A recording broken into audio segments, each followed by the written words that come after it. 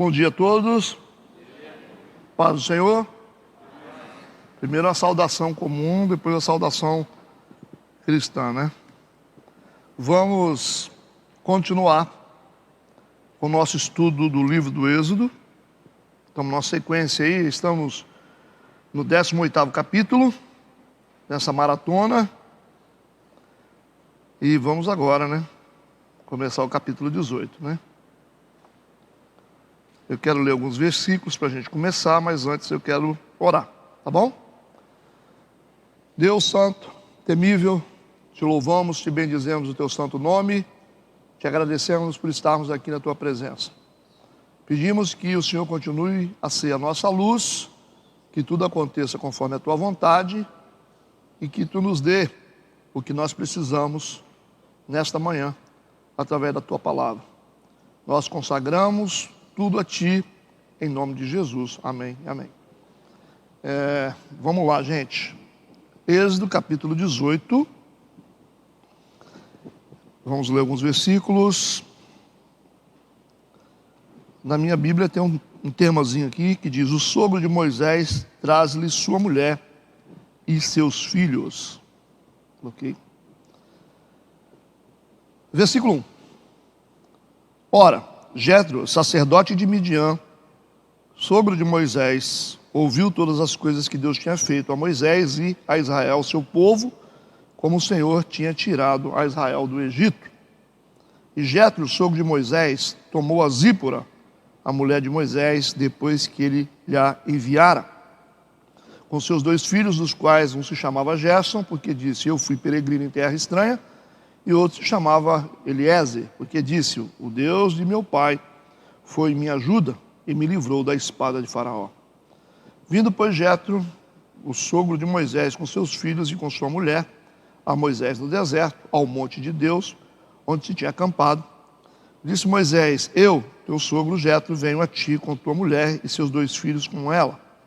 Então saiu Moisés ao encontro de seu sogro, inclinou-se e beijou-o, e perguntaram um ao outro como estavam, e entraram na tenda. Ok. Só para introdução, esses versículos. Vamos analisar um de cada vez. Versículo 1. Ora, Jetro, sacerdote de Midian. Isso já chama a atenção da gente, né?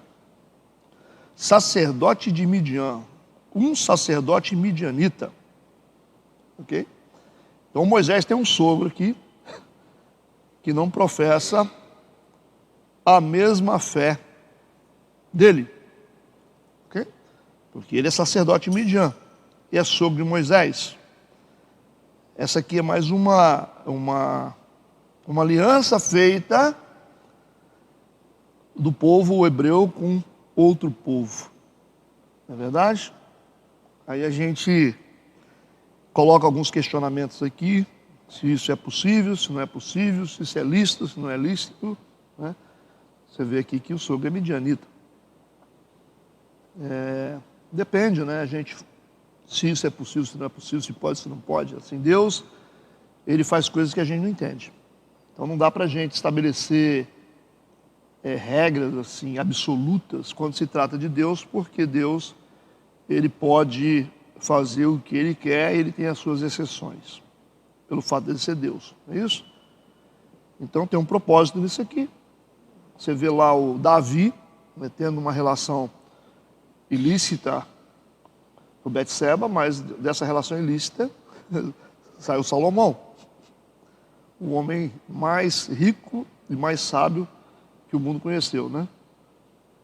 Assim, tem coisa que a gente não vai entender nunca.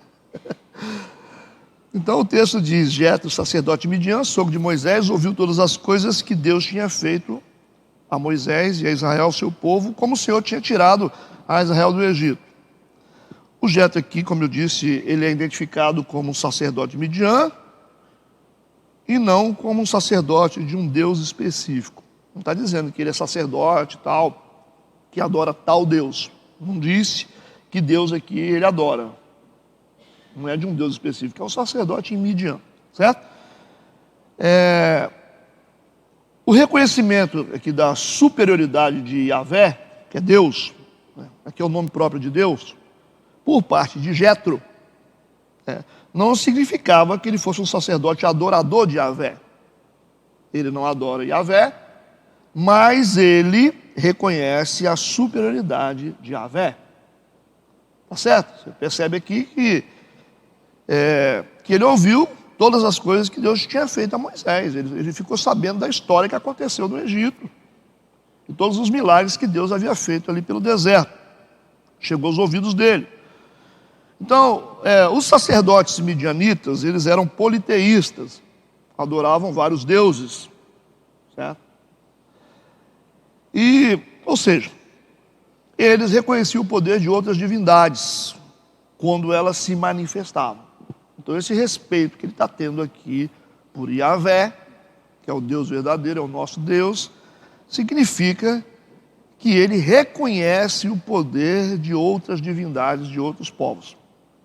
Vamos entender aqui o que é mais importante, é a capacidade de percepção, de análise, a inteligência de Jetro. Ela é muito importante para o desdobramento da história aqui.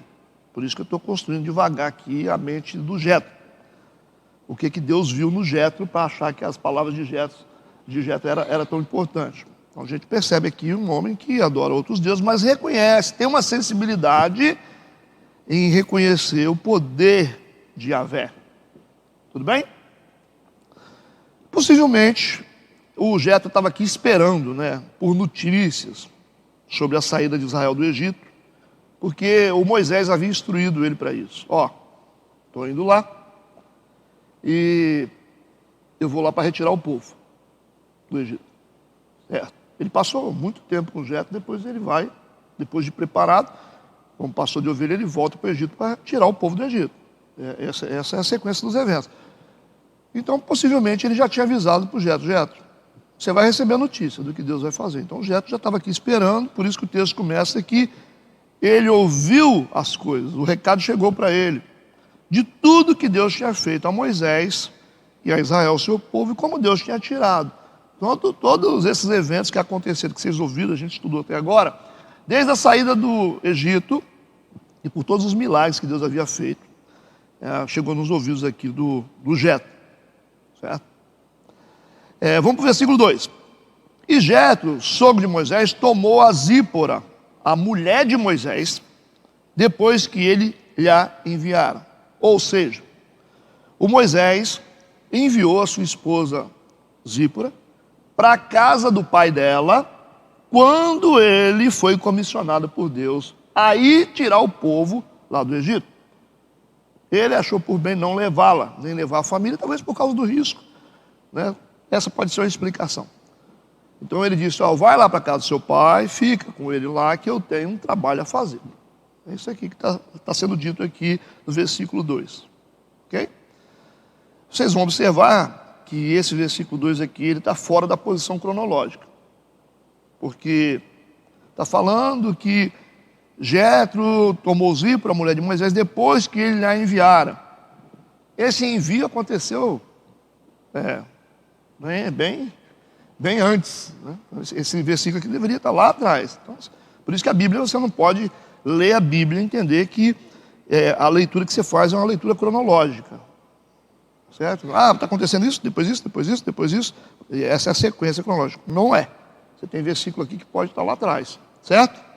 A gente só descobre isso estudando o contexto. Versículo 3. Com seus 2 filhos, dos quais um se chamava Gerson. Os 2 filhos de Moisés. Por quê? Por que o nome dele é Gerson? Porque disse, eu fui peregrino em terra estranha. Por isso que o nome do meu filho vai ser Gerson.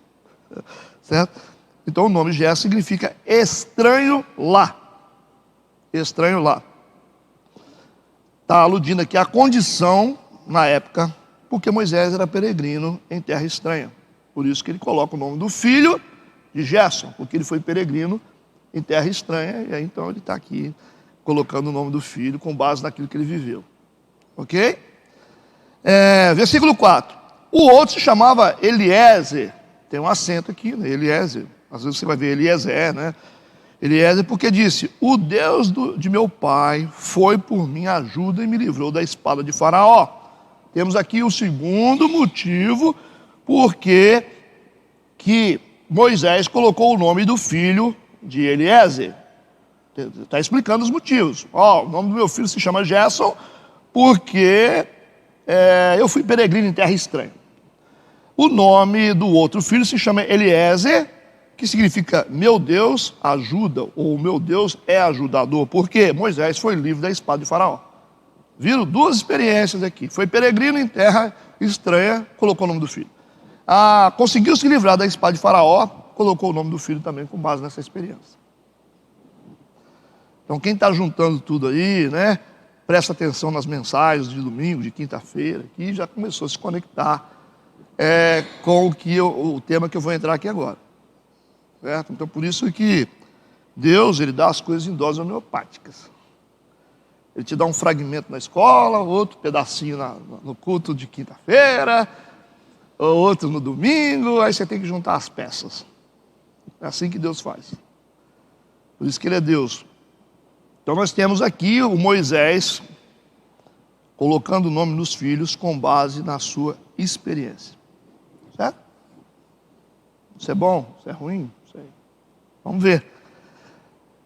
Então a gente percebe aqui que essa cultura, né, de tentar imprimir nos filhos as próprias experiências, ela é bem antiga. Lembra do que eu falei para vocês sobre Adão, que foi chamado por Deus para cultivar e lavrar a terra? E o que ele fez? Ele falhou nisso e foi expulso do paraíso. Depois surge o primeiro filho de Adão, com essa mesma impressão. O Caim está lá como lavrador da terra. Ok? De forma subjetiva, a gente vê aqui o Adão imprimindo no Caim aquilo que ele não conseguiu fazer diante de Deus. E no que ele transformou o filho? No homicida. Ele matou o próprio irmão. Então essa é a única linha de conexão que tem na Bíblia para explicar o caráter de Caim, é isso. Se quiser estudar, você pode procurar aí que você vai saber. A tentativa de colocar nos filhos aquilo que você não conseguiu ser diante de Deus. Isso é muito comum nos dias de hoje. Os pais, eles não conseguem ser muito santos, eles querem que os filhos sejam santos. Não é assim? Todo tipo de princípio moral que ele não conseguiu cumprir, ele quer fazer com que os filhos se transformem. Vocês que são filhos, aí vocês sabem o que eu estou falando, né? De vez em quando, os pais de vocês estão pesando vocês com algumas coisas. Na verdade, eles não estão cobrando vocês, eles estão se cobrando. Eles morrem de medo, né, de vocês serem como eles foram. Não é isso, pais? A gente morre de medo que os nossos filhos cometam os mesmos erros que nós. Por isso que a gente fica tentando projetar neles os nossos sonhos, as nossas intenções. A gente fica assim o tempo todo tentando transformar os nossos filhos em nós mesmos. Mas não é por aí não. Tá? Não é por aí. Eles têm que ser aquilo que Deus quer que eles sejam. Talvez eles não vão ser nem parecidos com a gente nem um pouquinho. E quando ele não for parecido com você, você vai ficar incomodado, né? Porque você acha que você é o modelo de perfeição. Mas talvez ele vai ser o oposto de você. Se é ligeiro, ele vai ser mais lento. Talvez se é lento, ele vai ser ligeiro. Entendeu o que eu estou falando? Então essa tentativa, quando a intenção talvez seja até legal, mas quando essa tentativa fica fora de controle, você pode transformar seu filho num delinquente, num cara problemático. Não estou falando de delinquente que fica assaltando, fumando droga. Um delinquente dentro do escritório.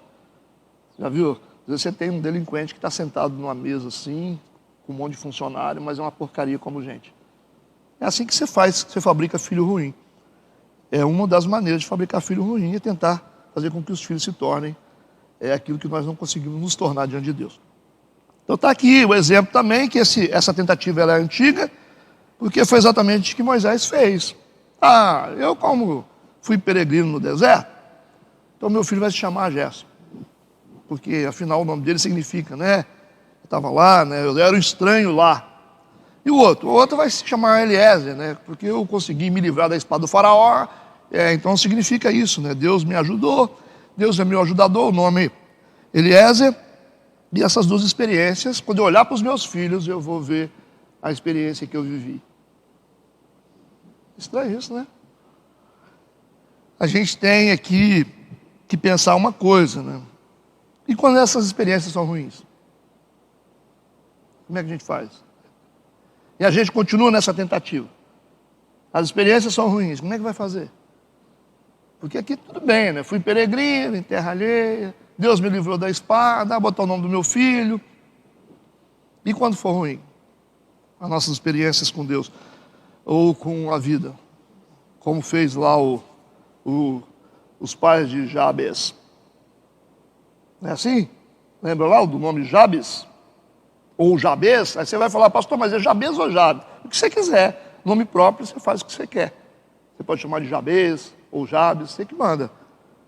Então, 1 Crônicas, capítulo 4, versículo 9, diz o seguinte, só para a gente entender isso.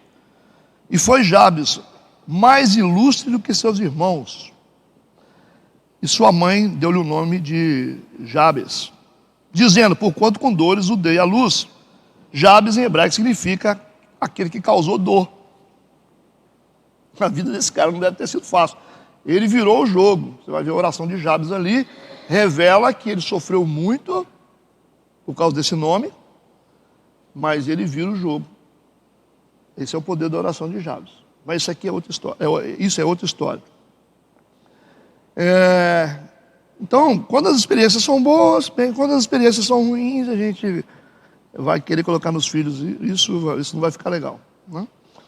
E a gente vai ver os filhos também fazendo as mesmas coisas que a gente depois. Não sei se isso é bom, né? Então, essas tentativas de impressão, às vezes se dão na gente de forma involuntária. Não quer dizer que a gente está programando transformar os nossos filhos no modelo que a gente quer. Mas, às vezes isso acontece. Daqui a pouco você está fazendo, sem perceber. Mas isso pode não ser bom. Tá? Mas para o ser humano chegar para ficar assim, mais ou menos, ele tem que tentar se parecer com Cristo. Se tentar se parecer com a gente, fica complicado. Né? Certo? Aí você vai falar assim, pastor, mas aí o apóstolo Paulo disse, né? Ser de meus imitadores, assim como eu sou de Cristo. Ele estava falando sobre o que Cristo fazia. Sobre o que Cristo fazia. Ele estava dizendo, eu faço as coisas que Cristo me mandou fazer, então faça também. É isso que ele está dizendo. Ele não está dizendo para imitar os erros do apóstolo Paulo, que cometeu também, né, muitos, como ser humano. Não é isso que ele está falando. Ele está dizendo, eu estou imitando o modelo de Cristo, faça a mesma coisa. Sede meus imitadores como eu sou de Cristo. Okay? Então vocês têm que me copiar naquilo que representa Cristo na minha vida, não aquilo que representa o Ed Magno. Aí vocês vão passar apertado. Então vamos aprofundar um pouquinho mais. Deixa eu abrir um parênteses aqui. Depois a gente trabalha com velocidade maior. Nessa questão, nós vimos aqui Jabes recebeu o nome porque foi gerado com dores. Que dor? Não sei que dor. O que está acontecendo com essa família? Estava separando? Estava doente? O parto foi difícil? Ela foi vítima de violência do pai? Não sei. Sei que o momento do nascimento de Jabes foi um momento de muita dor. Por isso que os pais colocaram esse nome nele. Ok. Nós vimos aqui o Moisés colocando nos filhos o nome com base naquilo que ele viveu. Por isso que eu quero abrir um parênteses aqui para vocês sobre uma coisa muito importante, que é a questão desse reflexo de consequências. Se você achar melhor essa palavra, consequência, eu posso ficar com ela. Consequências do que nós fazemos sobre os nossos filhos. Ou melhor, a maldição dos pais sobre os filhos. Tem gente que não gosta, né? Essa palavra. Mas a palavra maldição, na sua essência, a palavra maldição não é uma palavra com sentido pejorativo. Porque a maldição, ela apesar do peso da palavra, né? Você vê nos filmes, maldição. A maldição, na verdade, é o sinal que te mostra que algo está errado. Se Deus não tivesse criado o conceito de maldição, a gente não estaria aqui, não. Porque a gente tem que receber consequências dos nossos erros.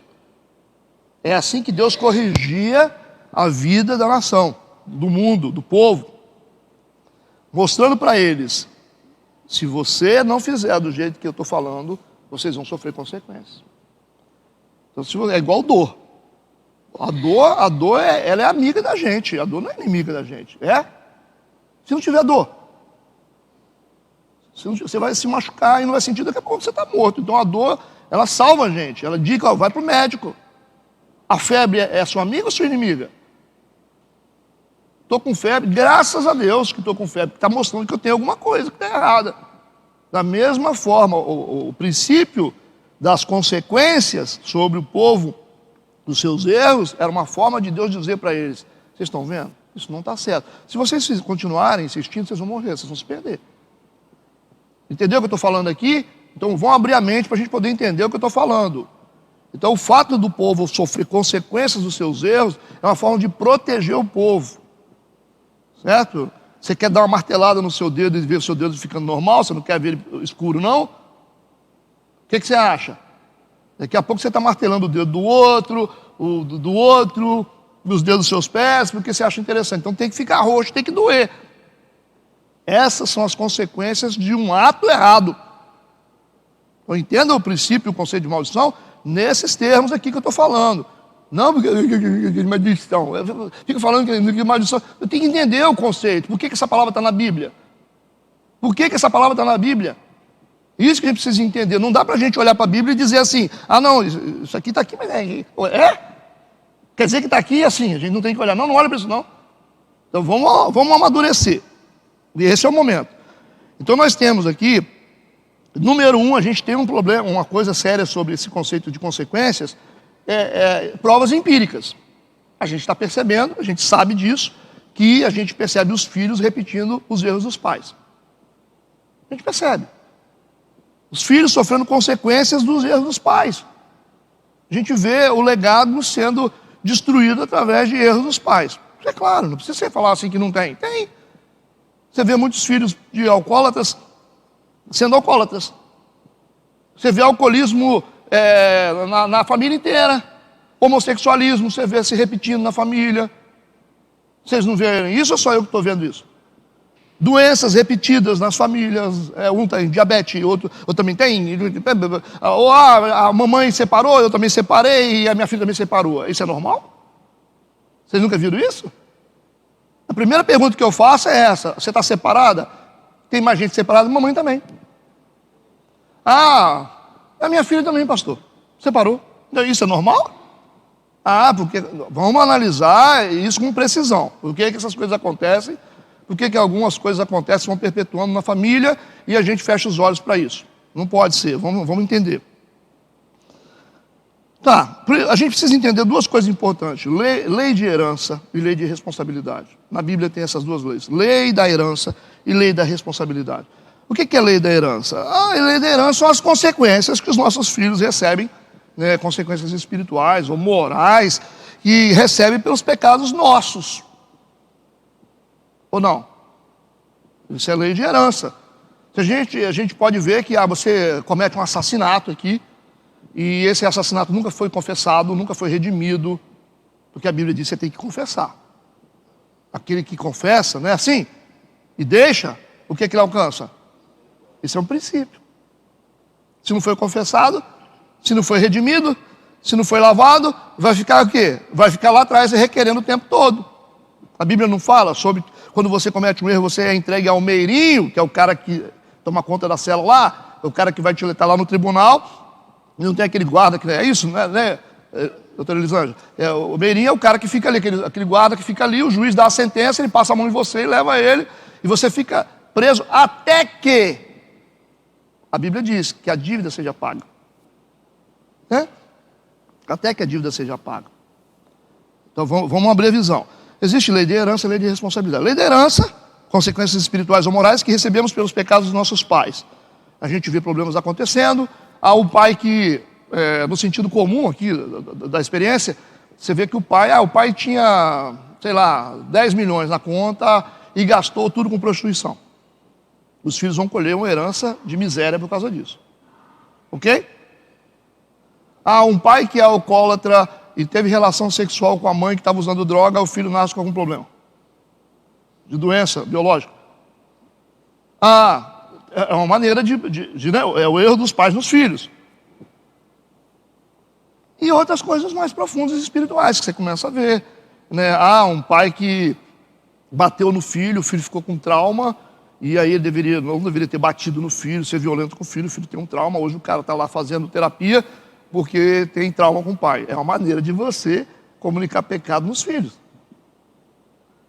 O seu casamento, a sua separação afetou emocionalmente seus filhos. É uma maneira de você também deixar um legado nos seus filhos. De coisa ruim. Fora espiritual. Se envolveu com o centro espírita lá.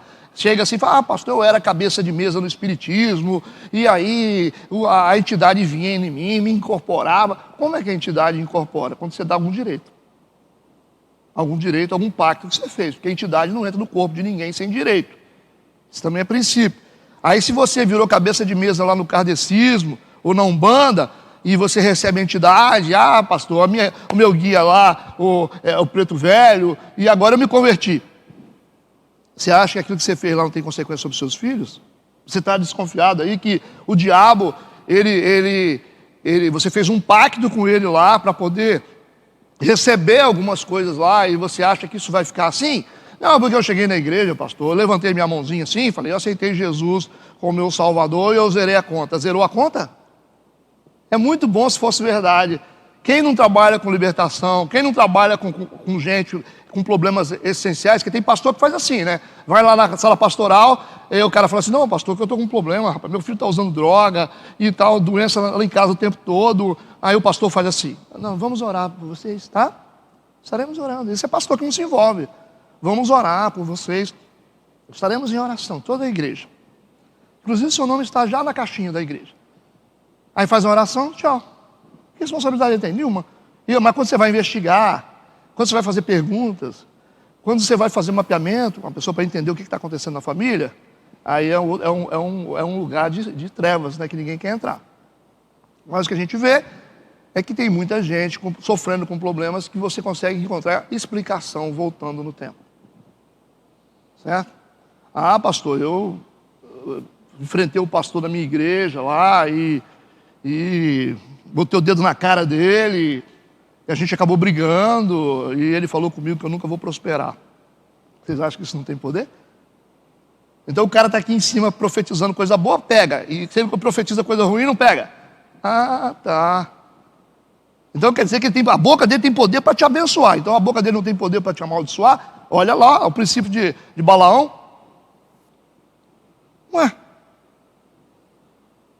Então a gente tem que tomar cuidado. Às vezes o cara está lá com a vida toda travada, você vai lá e fala assim, não, porque eu dei um tapa na cara do pastor, na igreja que eu estava, e você acha que você pode se levantar contra a autoridade instituída? A Bíblia diz que não.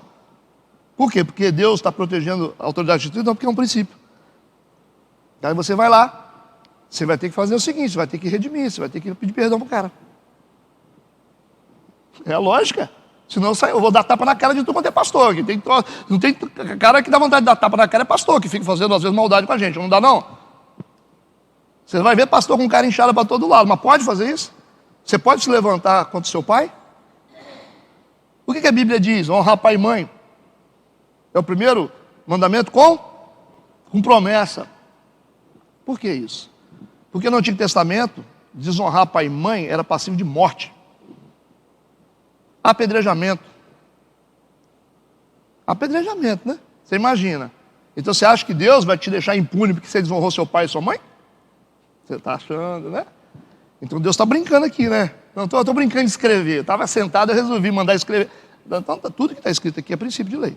Eu disse para vocês, a gente tem um manual, você compra o equipamento, tem um manual. Se você usar errado, você vai estragar o equipamento. Esse é o manual da vida. Se usa errado, você vai se machucar. Claro. Então, lei de herança, consequências que nós recebemos dos nossos pais, né, ou espiritual ou moral, pelos pecados deles. Eu quero ler alguns textos, porque quando aparecer na Bíblia pelo menos três. O que eu ensinei para vocês no início, quando a gente começou a estudar a Bíblia? Quando você quiser julgar alguma causa, você precisa ter de 2 a 3 testemunhas. Não está na Bíblia isso? Você não pode julgar nenhuma causa sem ter testemunhas. Da mesma forma, você não pode considerar a Bíblia, um texto bíblico, como princípio sem que haja outras testemunhas de texto. Isso é princípio de hermenêutica. Você não pode dizer assim, as mulheres têm que usar véu na igreja, vamos adotar. Onde é que tem isso mais? Onde é que tem isso mais? Não, só tem. Então isso é exceção bíblica, não é princípio. Se você tem um texto só sobre isso, isso é exceção bíblica. Pastor, a Bíblia diz que, Davi disse que nunca viu um justo desamparado, nem a sua descendência mendigar o pão. Tem um cara que mora do lado da minha casa lá, está desamparado, ele é justo. Não tem. Mas se tiver, é uma exceção bíblica, Deus permite que ele é Deus. Certo? Já me falaram que o Jó é um justo desamparado, mas não é. Não é. Só você estudar a história dele. Pastor, vou dar outro exemplo de novo. É comum você ter mulheres como autoridade máxima em igrejas? Biblicamente não. Biblicamente não. Não tem. Mas existem exceções? Existe uma exceção. Débora foi autoridade absoluta na Bíblia. Porque é uma exceção bíblica, mas não é um princípio. Então você não pode ter uma mulher como autoridade absoluta. Mulher não pode ser cabeça. Pode ser assim. Secretária auxiliar, tem um pastor sobre ela. Agora, você tem uma mulher como autoridade máxima. Pastor, mas Deus pode criar exceções, que ele é Deus. Exceção bíblica é uma coisa, que Deus pode fazer isso. Mas não é princípio, você não pode adotar como princípio. Você tem, fulana lá, autoridade absoluta. A autoridade absoluta virou bagunça. Ok? Estão entendendo o que eu estou falando? Então você tem mulheres com autoridade? Sim. Sim. Mas absoluta não é uma coisa comum. Não é comum. Porque mulher não foi feita para poder ser autoridade espiritual absoluta. Respira aí, tá? Porque não tem mais na Bíblia. Nós não podemos criar um princípio sobre isso. Deus pode pegar, Deus vai começar a usar a pastora Bárbara aqui. Ele pode fazer, é Deus, né? Mas não é um princípio. Não é uma coisa comum. Você vai ficar vendo um monte de mulher mandona, assim. Que eu sou a autoridade máxima aqui, sacerdotismo. Isso não tem na Bíblia. Só se você escrever aí, com a sua caneta. Agora, quando nós temos 2 ou mais textos na Bíblia que falam sobre o mesmo princípio, porque isso é um princípio. Se eu cometo um crime e eu tenho o Fábio, o Wanderson e o Renato aqui dizendo que viram, confirmando, então eu tenho um crime.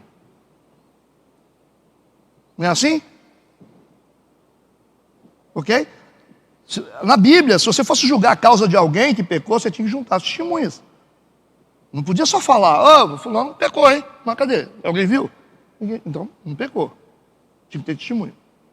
Da mesma forma, a Bíblia, você não pode considerar um texto como princípio espiritual sem que haja outras testemunhas. Por isso que eu vou te dar aqui mais de 3 textos defendendo o mesmo princípio de que existem consequências espirituais dos erros dos pais sobre os filhos. Tudo bem? Se vocês quiserem acreditar na Bíblia, vocês acreditam. Se não quiserem, vocês continuam assim, né? Igual um dia eu estava dando escola bíblica aqui, aí tem uma menina que estava aqui, ela saiu, tá, tudo bem, está na Bíblia, mas eu não acredito. Então tá. Não falou com os outros, não falou comigo. Mas os outros falam para mim. Aí veio de turista aqui, né? E falou, não acredito, está na Bíblia, mas eu não acredito. Resolveu. A gente acredita no que a gente quer acreditar, né? É por isso que a vida está assim. Então vamos lá. Primeiro texto. Vou pegar o mais importante. Êxodo 20, versículo 4 e 5. Vamos falar sobre o pecado mais abominável para Deus. Idolatria. Peguei o texto clássico. não farás para ti imagem de escultura, nem alguma semelhança do que há em cima nos céus, nem embaixo na terra, nem nas águas debaixo da terra. Não te encurvarás a elas e nem as servirás, porque eu, o Senhor teu Deus, sou Deus zeloso, que visito a iniquidade. Essa palavra tem peso, tá? Iniquidade dos pais nos filhos. Deus está dizendo que Ele visita a iniquidade, não é Ele que está colocando, porque esse é um processo normal, que é princípio, é um processo que flui normal. Ele visita, Ele está acompanhando isso. Eu visito a iniquidade dos pais nos filhos, até a terceira e quarta geração daqueles que me odeiam. 4 gerações. Por que isso? Gerações mapeáveis.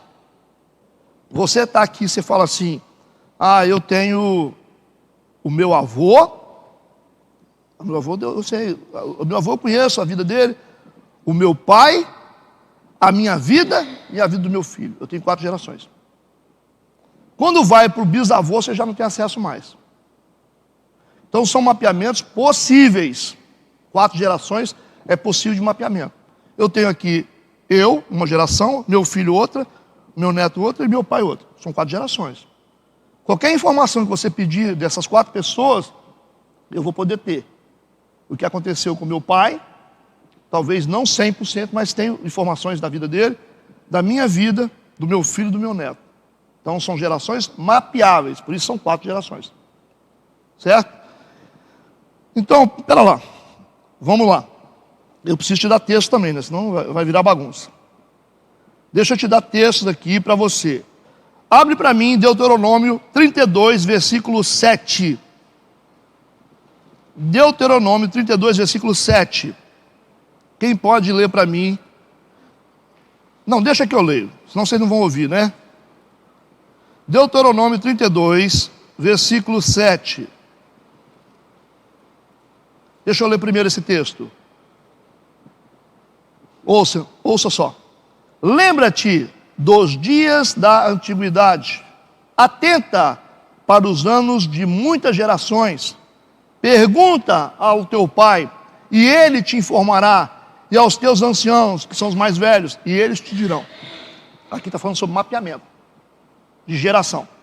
Você vai perguntar, você vai procurar saber, tá? Aqueles que já viveram antes de você, o que aconteceu? O que houve? Vamos para outro texto. Outro texto, Jó, capítulo 8, versículo 8. Jó, capítulo 8, versículo 8.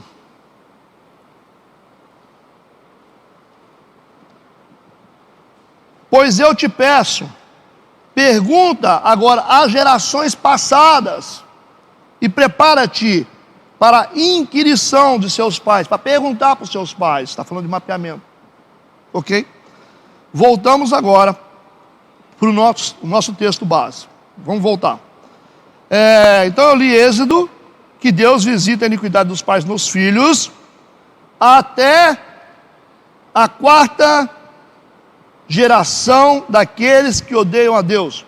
Mas ele vai dizer, eu faço misericórdia por 1000 anos para aqueles que me amam e guardam os meus mandamentos, ok?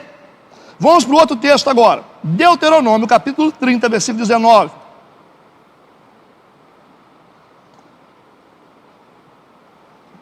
Vou ler. Os céus e a terra tomo hoje por testemunhas contra vós, de que tenho proposto a vida e a morte, a bênção e a maldição. Escolhe, pois, a vida, para que vivas tu e a tua descendência. Então, quer dizer, se você escolher errado, você vai ter um impacto sobre a sua descendência. Segundo texto. Vamos para outro texto. 2 Reis, capítulo 5, versículo 27. Terceira testemunha. 2 Reis, capítulo 5, versículo 27. Portanto, a lepra de Naamã se pegará a ti e a tua descendência. O que a descendência de Naamã tinha a ver com o pecado dele? Para sempre. Então saiu de diante dele leproso, branco como a neve.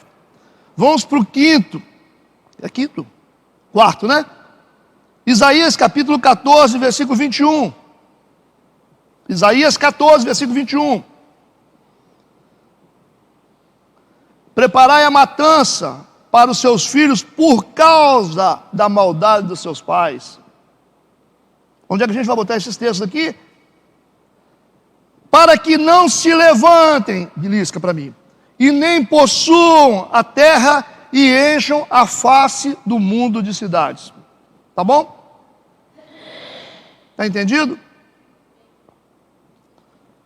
Vamos para João capítulo 9, versículo de 1 a 3. Nós temos aqui 1, 2, 3, 4. Vamos para o quinto. João 9, versículo de 1 a 3. Passando Jesus, viu um homem cego de nascença e os seus discípulos lhe perguntaram, dizendo, Rabi, sabe por que chamaram Jesus de Rabi? Rabi é quem ensina. Rabi é mestre. Ok? Jesus está sendo chamado de mestre, porque o contexto é de ensino. O contexto é de aprendizado. Então ele está dizendo, com base no que nós já aprendemos, quem pecou? Este ou seus pais, para que nascesse cego? Por que eles fizeram essa pergunta? Porque esse era um contexto de entendimento do que eles estavam aprendendo sobre princípios espirituais. Com base nesse contexto, eles estão fazendo a pergunta. Jesus respondeu, nem ele pecou nem seus pais, mas, está vendo? É um caso específico, é uma situação específica, mas foi assim para que se manifeste nele as obras de Deus. Entendeu o que eu falei? Esse texto aqui, ele é solitário, que o cara ficou cego para que se manifeste as obras de Deus. Mas nós temos 4 textos que mostram que os pais erram, isso pode trazer consequências para os filhos. Parou aí? A iniquidade, ela embute 2 conceitos básicos: pecados não redimidos ou nunca confessados, que se repetem a cada geração. E também as consequências que esses pecados acarretam para gerações futuras. Gerações futuras.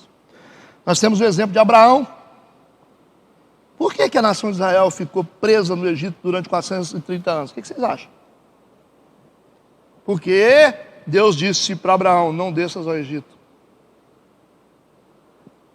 Abraão resolveu sair do caminho, desceu para o Egito. Então quando ele saiu da jurisdição de Deus, o que Abraão começou a fazer? O trem descarrilhou. Ele estava agindo, Deus deixou ele sozinho ali. Deus disse, não desças para o Egito, por causa da fome. Ele foi para o Egito. Todo mundo ia para o Egito, né? Não é assim, o cara começa a passar dificuldade na igreja e vai para o mundo. Normal, né? Mas Deus disse, não desça para o Egito. O que Abraão fez? Desceu para o Egito. A partir daí, Deus soltou a mão do volante. Aí o que aconteceu com Abraão? Abraão, rapaz, Sara, você é muito bonita. Se esse pessoal souber que você é minha esposa, eles vão me matar. Aí está Abraão tentando proteger a própria vida. Abraão fala assim, vamos fazer o seguinte, você vai mentir para todo mundo? Mentira. Você vai mentir para todo mundo e fala que você é minha irmã. Tá bom? Mas eles eram meio parentes, né, aquela coisa toda, mas assim, é a minha verdade. Aí fala que você é minha irmã. E aí a galera passou a mão, o faraó gostou da Sara, que ela era bonita, né? Passou a mão nela, levou ela para os aposentos dele, e não ficou pouco tempo lá com ela, porque tem um monte de gente que fala, não, isso aí Deus não deixou tocar na Sara. A cultura daquela época, o faraó soberano, ele tinha um monte de mulher. Vocês acham que a Sara, bonitona, capa de revista, lá dentro do palácio de faraó, meses e meses lá dentro, ele falou, não vou colocar a mão nela. Vocês acham isso? Então tá. Então tudo bem. Então o faraó, você acha que ele não tinha poder para isso? Então ela ficou muito tempo com o faraó. Aí o que aconteceu? Deus derramou um monte de maldição sobre o faraó por causa disso. Aí o faraó, Deus avisa o faraó falou, por que você fez isso, rapaz? Você está doido? Você quer que Deus me mata?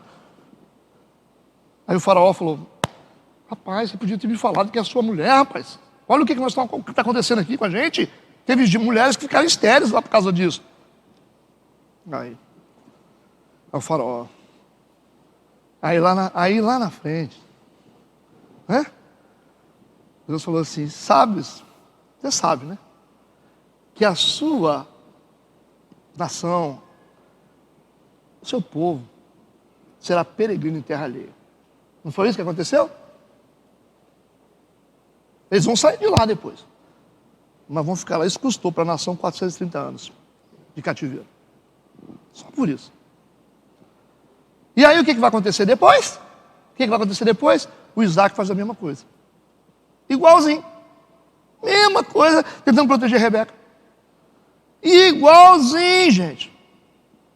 Entendeu aqui que eu estou falando? Então a primeira lei é a lei da herança. É muito perigosa essa lei. Segunda lei que existe, que a gente ignora, é a lei da responsabilidade. Então existem coisas que acontecem na nossa vida por causa de erros que os nossos pais cometeram. Ah, pastor, o papai era rico, mas o papai perdeu tudo com mulher. Hoje eu passo maior dificuldade. Recebeu a herança ou não recebeu? Fora a herança biológica, espiritual, perseguições, por aí vai. Agora, a lei da responsabilidade significa que aquilo que você faz, você vai receber reflexo sobre aquilo que você faz. Isso é a lei da responsabilidade. O que acontecia? A lei da herança, ela era muito clara para o povo de Deus. Muito clara. Só que aí, o que eles fizeram? Eles começaram a fazer o seguinte: toda vez que eles cometiam um erro, você pegava o dinheiro emprestado com um cara, estou dando exemplo, né? Aí falava assim: por que você não me pagou? Ah, eu não te paguei porque infelizmente eu sou assim, porque eu tenho assim uma herança sobre mim assim, que meu pai também não pagava. Você me desculpa, tá certo? É assim, é porque vem essa maldição sobre mim. Todo mundo estava tentando explicar os erros com base na lei da herança. Entendeu o que eu falei? O cara fazia qualquer coisa. Ah, ele era expulso lá de algum lugar. Não, é porque assim, eu não consigo, né, arranjar emprego, porque existe uma maldição sobre a minha família. Todo mundo estava apoiado nisso, que sabia que tinha um princípio. Né? Então, tudo que eles queriam, ninguém admitia erro. Ninguém admitia erro. Todo mundo botava a culpa nesse princípio da lei da herança. E não existe só o princípio da lei da herança, existe o princípio da lei da responsabilidade. Aí Deus, o que ele fez? Deus vai ensinar para eles que existe uma lei de responsabilidade. Aí, a resposta que Deus vai dar está em Ezequiel capítulo 18. Sabe por quê? Porque virou mania. Virou mania, virou conversa. Tipo assim: ah, poxa, você me roubou aqui? Ah, isso aí é porque não tem como, né? Isso é mais forte do que eu, porque a minha família tem uma maldição que me persegue. Isso virou mania, virou fábula no meio de todo mundo só falava isso. Aí Deus disse o seguinte, Ezequiel 18, versículo 2. Olha o que Deus fez com o povo por causa desse negócio de não assumir responsabilidades. Veio a minha palavra do Senhor dizendo: que pensais, vós, os que usais esta parábola, está vendo? Sobre a terra de Israel. Vocês estão usando isso como dito aqui na terra de Israel, que tudo que vocês fazem de errado agora, vocês estão botando na conta dos seus antepassados? Existem coisas que vocês têm responsabilidade. Vocês cometem erros, vocês têm responsabilidade. Olha o que ele vai dizer. Que pensais vós, os que usais essa parábola sobre a terra de Israel, dizendo: os pais comeram uvas verdes e os dentes dos filhos se embotaram? Agora é assim? O pai de vocês comeu uma uva verde e o dente de vocês fica preto? É o tempo todo vocês vão ficar usando isso como desculpa? Agora vamos para o versículo 4. Ele disse: eis que todas as almas são minhas. Como é a alma do pai, assim também a alma do filho. E é minha alma que pecar, essa morrerá. Vocês entenderam o equilíbrio entre a lei da herança e a lei da responsabilidade? O contexto aqui é que eles estavam usando a lei da herança de forma irresponsável. Deus falou: não quero mais essa conversa aqui. Quem pode ler em voz alta para mim aí o versículo 3? Em voz alta. Tão certo como eu vivo, diz o Senhor Deus, jamais direi este provérbio em Israel. Deus falou: não quero essa conversa aqui. Provérbio, fábula, dito, palavras populares, eles virou uma mania de ficar usando isso como piada. E Deus falou: não quero que ninguém vai dizer isso agora. Quem errar vai pagar por isso. Entendeu o equilíbrio que Deus fez entre a lei de herança e a lei de responsabilidade? Então existe uma lei de herança, que ela é clara. Existe uma lei de responsabilidade. Nós sofremos por coisas que os nossos pais fizeram, e nós também sofremos por coisas que nós fazemos. Pronto, era isso que Deus estava explicando. Versículo 5 do nosso texto de Êxodo capítulo 18, versículo 5. Vindo, pois, Jetro, o sogro de Moisés, com seus filhos e com sua mulher, a Moisés no deserto, ao monte de Deus, onde se tinha acampado. Esse monte de Deus aqui não é o Monte Sinai, certo? Ainda não. Mas sim um monte chamado Monte Serbal, que é uma montanha localizada em Wadi Feiran, no sul do Sinai, com 2.070 metros de altura. É a quinta montanha mais alta do Egito. O Monte Sinai também estava no Egito. Está no Egito, né? Quem está lá até hoje. Tudo bem? Então esse aqui não é, esse chamado Monte de Deus aqui, que a gente se dirige logo para o Monte Sinai, mas ainda não é o Monte Sinai. Tá? É o Monte Serbal. Versículo 6. Disse a Moisés, eu, teu sogro Jetro, venho a ti com tua mulher e seus 2 filhos com ela. Então, disse a Moisés, isso mostra o costume oriental. Ele disse essas palavras a Moisés por um mensageiro, porque era preciso mandar um mensageiro antes da pessoa chegar. Você vai ver isso aqui no versículo 7, o contexto. Olha o que diz no versículo 7. Então, saiu Moisés ao encontro do seu sogro. Você viu? Primeiro, disse a Moisés. Quem está dizendo não é o Moisés, é o mensageiro. Venho a ti, o mensageiro chega diante de Moisés e disse, venho a ti com a tua mulher e seus 2 filhos com ela. Costume oriental. Ok. Aí depois Moisés vem. Depois o Jetro vem. Entendeu? Entenderam isso aqui? Versículo 7. Então, saiu Moisés ao encontro do seu sogro, inclinou-se, beijou e perguntaram um ao outro como estava e entraram na tenda. Essa saudação de Moisés também acompanha o padrão cultural do Oriente, da época. Costume de se curvar para saudar alguém que ocupava um cargo social superior. Que o Jetro aqui, ele é um líder tribal, né? Um cara que tem uma posição e é um sacerdote em Midian. Então Moisés aqui, ele se curva diante do seu sogro por causa da posição social dele e também como sinal de respeito. E dá um beijo na face como uma saudação de amizade. Costume oriental. Versículo 8. E Moisés contou ao seu sogro todas as coisas que o Senhor tinha feito a Faraó e aos egípcios por amor de Israel e todo o trabalho que passaram no caminho e como o Senhor os livrara. Então está contando para ele aqui tudo, certo? Ele tinha ouvido falar, agora Moisés está confirmando.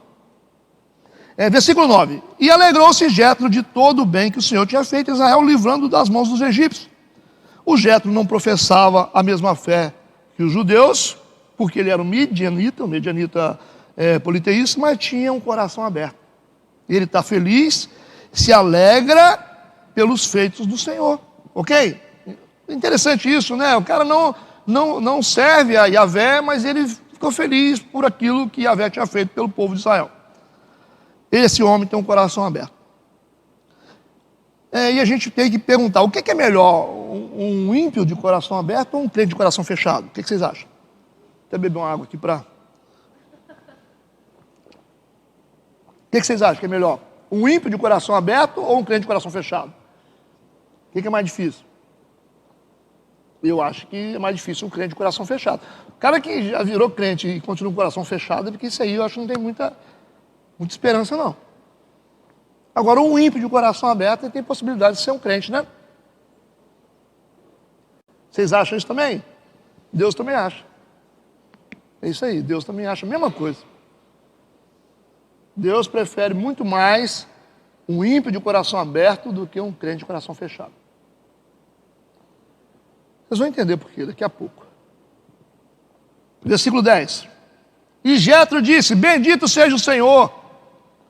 Poxa, esse Senhor aqui é Yahvé, está falando o nome próprio de Deus. Bendito seja o Senhor, está bem dizendo o nome do Senhor, que vos livrou das mãos dos egípcios e da mão de Faraó, que livrou este povo de debaixo da mão dos egípcios. Aparentemente, o Jetro, ele sabe pouca coisa a respeito de Yahvé,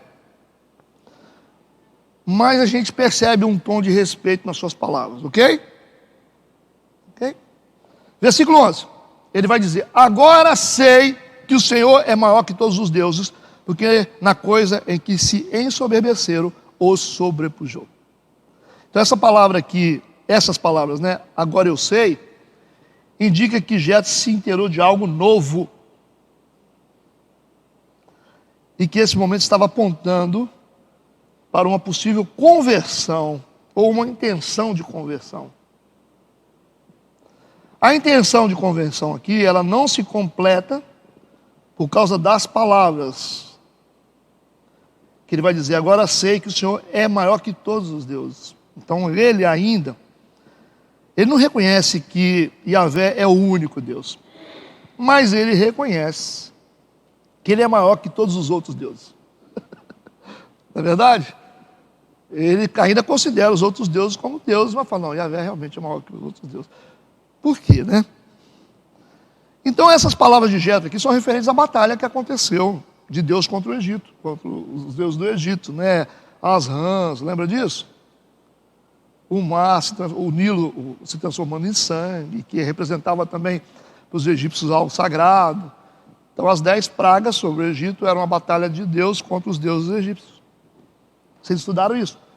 E o Jetro, ele é tão sensível que ele falou, realmente Deus, Yahvé provou que ele é maior do que os deuses do Egito. É isso que ele está chegando a essa reflexão. A gente vê aqui que o Jetro é um homem observador, ele é inteligente, reflexivo, que entendeu aqui o propósito daquelas pragas, que era de expor a insignificância dos deuses do Egito. Ele entendeu isso. Só de ouvir falar, só da narrativa aqui do Moisés, o cara pensa rápido. Afinal, ele é um líder, né? Ele é um líder. E olha que, do treinamento de Moisés, o Jetro foi responsável pelo treinamento mais importante. Concorda? Porque ele ficou 40 anos no Egito, como um príncipe lá. 40 anos ele ficou como pastor de ovelhas. Quem liderava ele? Era o Jetro. Então esse Jetro aqui não é bobo não, hein? Porque Deus confiou nas mãos do Jetro o Moisés. Tudo que Moisés precisava saber sobre liderança, sobre pastoreio, foi nesses 40 anos que ele passou com o sogro dele, Jetro. Então o Jetro é um coach. Eu estou brincando, gente. Estou brincando. Tem Instituto Jetro, né? Aí, ó, Instituto Jetro. Vamos abrir? Seguindo os princípios de Jetro, os conselhos de Jetro. Deus sabe o que faz. Então, vamos lá. Versículo 12. Então Jetro, o sogro de Moisés, tomou o holocausto e sacrifícios para Deus, e veio Arão e todos os anciões de Israel para comerem o pão com o sogro de Moisés diante de Deus. Então a devoção religiosa aqui do Jetro moveu o coração dele a oferecer holocaustos e sacrifícios para Deus. A diferença entre holocausto e sacrifício é que o holocausto é oferta queimada, né? O holocausto significa queimar tudo. Já o sacrifício não significa que precisa ser uma oferta queimada. Você pode oferecer um sacrifício para Deus e muitas coisas às vezes não são queimadas, mas o holocausto precisa ser queimado, tá bom? Deu para entender a diferença? Nós temos aqui um idólatra, que é o midianita Jetro, que é mais esperto que muito crente, não é isso? Porque ele se alegra com os feitos de Deus, está no versículo 9. Ele bendisse o nome do Senhor, está no versículo 10. Ele reconhece que Deus é maior que os outros deuses, versículo 11. E oferece sacrifícios e holocaustos a Deus, versículo 12. Ué. Então esse Jetro aqui não é uma pessoa comum. Deus está vendo nele aqui coisas que a gente não consegue ver. Versículo 13. Aconteceu que no outro dia Moisés assentou-se para julgar o povo. O cara roubou o meu cabrito, como é que faz? Aí, Deus, mandei devolver o cabrito dele. Aí devolveu o cabrito. Isso deve ser estressante, né? Ô Deus, o rapaz lá está olhando para a mulher do outro, como é que faz? Como é que faz, Deus? Deus fala, não, pune ele lá, não pode fazer. Era assim, só através de oráculo. Ele era um homem espiritual que guiava o povo através daquilo que Deus estava falando. Vamos lá. Então, quando a gente vê aqui ele assentado para julgar o povo, geralmente os juízes se assentavam na porta da cidade, ou na porta da entrada. Aqui a gente não tem cidade, mas ele provavelmente sentava na porta da tenda e todo mundo que queria tratar alguma coisa tinha que ir lá falar com ele. Chegava lá e falava assim, eu estou devendo dinheiro para o meu amigo, como é que faz, Moisés? Aí Moisés resolvia. Certo? Então essa cadeira de juiz era o assento ocupado por uma autoridade quando o tribunal estava em sessão. Essa cadeira geralmente ficava na entrada da porta da cidade, ou aqui na entrada do acampamento. Tudo bem? Ok. Versículo 14. Só de ver isso aqui você já ficou cansado, né? Versículo 14. Vendo, pois, o sogro de Moisés, aí o Jetro, que é o observador, tudo que ele fazia ao povo, disse, que é isso que tu fazes ao povo? Por que te assenta só? E todo o povo está em pé diante de ti, desde a manhã até a tarde. Então o Jetro, ele reúne aqui qualificações para ser um instrumento de Deus, para aquele momento específico da vida de Moisés. Pastor, mas o Jetro, ele é medianita, ele é idólatra. Como assim? Deus, ele faz o que ele quer, né? Ele usa pessoas do jeito que ele quiser. Que a gente acha que a gente tem um princípio fechado, assim, de que Deus só vai falar dessa forma, mas Deus vai usar o Jetro para salvar a vida de Moisés. E o Jetro, no sentido atual, ele não é crente. Não é isso? E aí? Então tem coisas que a gente tem que aprender, às vezes, com quem está lá fora. Existem algumas coisas que quem está lá fora vai ensinar para a gente. O que vocês acham? Tem coisas que você não vai aprender aqui, pessoal aqui não. Alguém lá de fora tem a informação que você precisa.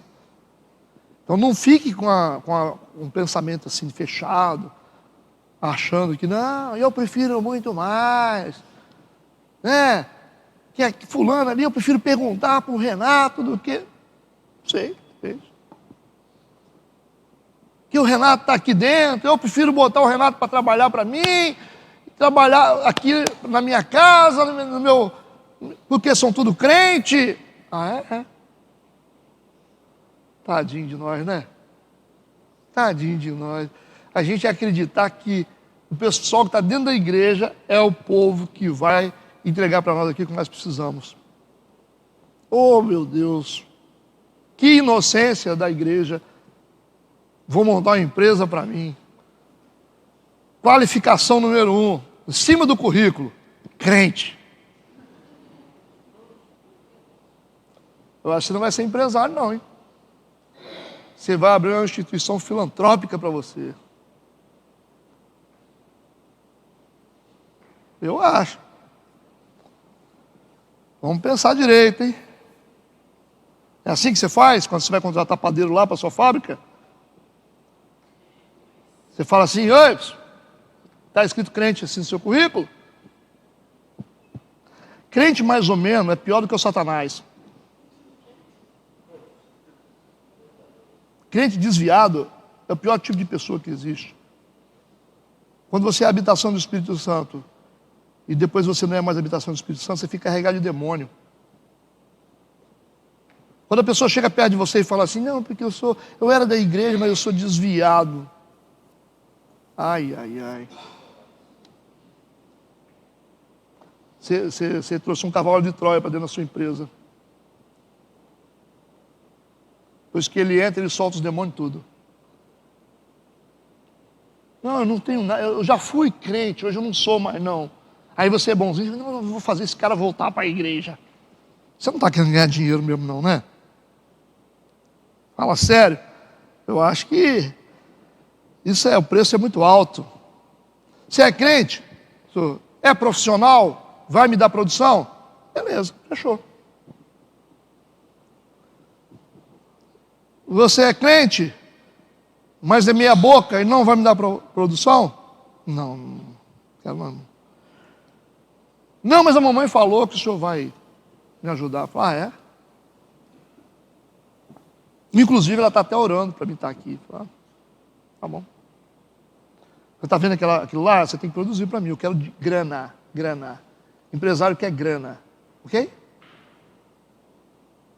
Uma vez um patrão meu falou comigo assim, eu sempre trabalhei como gerente, né? Ele falou assim, olha, você pode ser gente boa, você pode correr para lá e para cá com o telefone do lado, mas no final do mês eu quero é grana.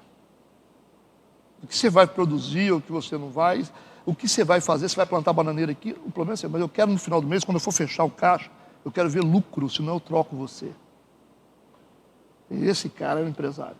É assim. Não é assim? É assim que funcionam as coisas. Porque a gente vive, a gente depende de dinheiro para a gente dar emprego para os outros. Uma empresa que fecha hoje, quantas famílias vão ficar na rua? Então não é melhor você fazer a coisa certa, você ter seus empregados, assim, todo mundo feliz, né? E você fazendo como um bom administrador. É complicado, né? Então eu sei que tem muita gente no romantismo ainda do Evangelho, mas a vida não é assim, gente. A vida não é assim. Às vezes os profissionais, os bons profissionais, eles nem estão dentro da igreja. Porque Deus sabe separar as coisas. Certo? Os profissionais que dão assistência para a nossa igreja, a maioria, os melhores, não eram crentes. Eram bons profissionais. Você sabe quando Salomão construiu o templo de Salomão foi construído, não foi com gente boazinha, foi com especialistas. Especialistas em madeira, em fundição. Especialista, olha lá. Salomão, quem são os especialistas que estão construindo? Os caras eram especialistas em obra. Os melhores. Quando a gente pega um especialista que serve a Deus, aí você ganhou na Mega Sena sem jogar, né? Porque crente não pode jogar. Aí bem, mas aí, se não... Mas assim, essa experiência que eu estou dando para vocês aqui, a gente aprende com o tempo. Depois que vocês passarem dos 50, vocês são jovens, vocês vão entender isso aí bem, que o pastor falava. Né? É o tempo que ensina a gente a viver, né? Está aqui a prova do Jetro. Por isso que a Bíblia começa mostrando o Jetro como um sacerdote em Midian. Mas para aquilo que Moisés precisava, ele era o especialista certo. Era o homem que treinou Moisés durante 40 anos. O homem com sensibilidade para perceber a grandeza de um Deus. Mesmo servindo a outros deuses. Ele falou, esse Deus conseguiu destruir todos os deuses do Egito. Fez com que eles se tornassem nada. Talvez nem os judeus entenderam isso. Mas o Jetro entendeu. Eu acho que o povo não entendeu, porque o povo está murmurando o tempo todo, não está murmurando? Deus fazendo milagre, o povo murmurando. O que Deus fez aqui pelo Jetro? O Jetro se alegrar com os feitos dele, bendizer o nome dele, reconhecer que Deus é maior e oferecer sacrifícios e holocaustos. O que Deus fez pelo Jetro? Nada. Pelo menos a Bíblia não está mostrando. Mas o que Deus fez pelo povo? Tudo. Começando nas águas de Mara lá atrás, transformando, antes abrindo o mar vermelho, transformando águas amargas em doces, e tirando água da rocha, maná do céu, e o povo está fazendo o quê? Murmurando. Murmurando. O Jetro aqui não conhece a Deus. O Jetro aqui é o cara do mundo, né? Afinal está servindo. Aqui no nosso contexto seria católico, né? Está servindo um monte de ídolo aí, né? Jetro, você não tem nada para me dar. Aí Deus está ensinando o que para a gente aqui? Vamos lá. Vamos seguir. Versículo 14. Vendo, pois, o sogro de Moisés tudo o que ele fazia ao povo, disse que é isso que tu fazes ao povo, porque te assenta só, e o povo todo está diante de ti. Jetro vai aconselhar Moisés a estabelecer uma hierarquia judiciária, gente. Presta atenção nisso. Onde ele deveria ocupar uma posição mais elevada, como a de um rei ou monarca, ou de um sacerdote ou um patriarca, que acontecia isso muito nas sociedades tribais. O Jetro vai ensinar porque ele sabe disso. Nesse sistema aqui, com essa hierarquia judiciária, as disputas seriam resolvidas pela aplicação da lei ou através de um claro discernimento do problema. Ou você vai usar a lei ou você vai analisar a situação de todo mundo. A sugestão de Jetro é essa. Então, a partir do conselho de Jetro, a hierarquia judiciária começa a funcionar. Vamos ler Deuteronômio, capítulo 1, versículo de 9 a 18. Vamos ver lá na frente como é que vai ficar isso aqui. Deuteronômio, capítulo 1, versículo de 9 a 18. Esse sistema vai ser implantado. Ele sugeriu e vai ser implantado. Olha só. Versículo 9. E no mesmo tempo eu vos falei dizendo, eu sozinho não poderei levar-vos. Por que ele está dizendo isso? Porque o Jetro ensinou. O Senhor vosso Deus já vos tem multiplicado, e eis que em multidão sois hoje como as estrelas do céu. O Senhor Deus de vossos pais vos aumente ainda 1000 vezes mais do que sois, e vos abençoe como vos tenho falado. Como suportaria eu sozinho os vossos fardos e as vossas cargas e as vossas contendas? Tomai-vos homens sábios, entendidos, experimentados entre as vossas tribos, para que os ponha por chefe sobre vós. Então vós me respondeste e disseste, bom é fazer o que tens falado. Tomei, pois, os chefes de vossas tribos, homens sábios e experimentados, e os tenho posto por cabeças sobre vós, por capitães de milhares, e capitães de 100, por capitães de 50 e por capitães de 10, e por governadores das vossas tribos. E no mesmo tempo mandei a vossos juízes, dizendo, ouvi a causa entre vossos irmãos, julgai justamente entre o homem e o seu irmão, e entre o estrangeiro que está com ele. Não discriminareis as pessoas em juízo, ouvireis assim o pequeno como o grande, não temereis a face de ninguém, porque o juízo é de Deus. Porém, a causa que vos for difícil, fareis vir a mim, e eu a ouvirei. Assim, naquele tempo, vos ordenei todas as coisas que havia de fazer. Quem é que ensinou isso aqui para ele? O Jetro. Já foi estabelecido aqui um sistema para resolver as questões. Então, nesse sistema aqui, alguns casos podiam ser resolvidos nas instâncias mais baixas, podia ser resolvido ali, resolve vocês. Havendo insuficiência de provas em casos mais complexos, os mais sérios, a questão era tratada profeticamente. Ok? Isto era, ou seja, a coisa era trazida diante de Deus. Não conseguimos resolver, vamos colocar diante de Deus, nesse ponto, que o papel do Moisés era essencial. Aquilo que as pessoas conseguiam resolver com seus líderes, estava certo. O que era muito complexo vinha para a mão de Moisés, ele resolvia diretamente com Deus. Estão entendendo isso? Versículo 15. Então disse Moisés a seu sogro, eles vêm a mim porque esse povo, eles vêm a mim para consultar a Deus, né? Então, as decisões eram tomadas e aceitas pelo povo através de oráculo. Aquilo que Deus falava, estava falado. Só que tinha que usar o Moisés como canal. Você pensa que coisa tensa era isso? Versículo 16. Quando tem algum negócio, vem a mim, para que eu julgue entre um e outro e lhes declare os estatutos de Deus e as suas leis. Vamos lembrar aqui que ainda nós não temos uma lei formal ainda dada. Ok? Vamos lá. Quando ele fala, quando tem algum negócio, eles vêm a mim, significa coisa simples. Quando tem alguma coisa assim, eles vêm a mim. Esse contexto provava que a função de Moisés era o marco que separava os aspectos espirituais e religiosos dos aspectos civis e judiciários, os quais ele não precisava resolver. Tinha questões políticas, sociais, e tinha as questões espirituais e religiosas. Então, as espirituais e religiosas ele podia resolver. Mas as questões civis, aquelas coisas assim, não era necessário ele se envolver com isso. Percebeu?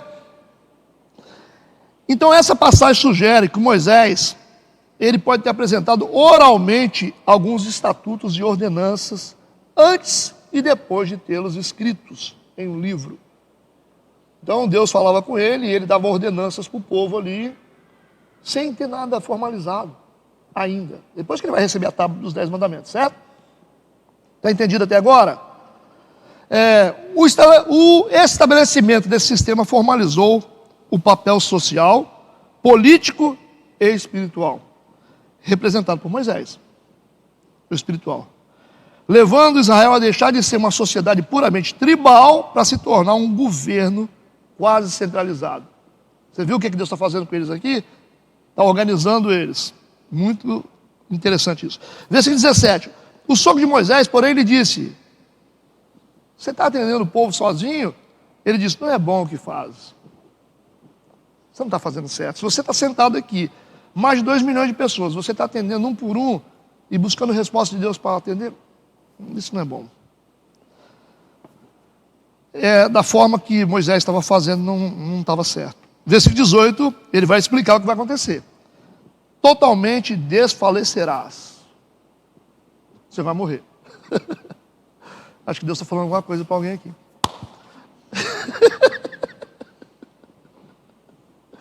Você totalmente desfalecerás. Assim tu como este povo que está contigo. O problema não é só esse, não é só nós que vamos desfalecer, o povo também.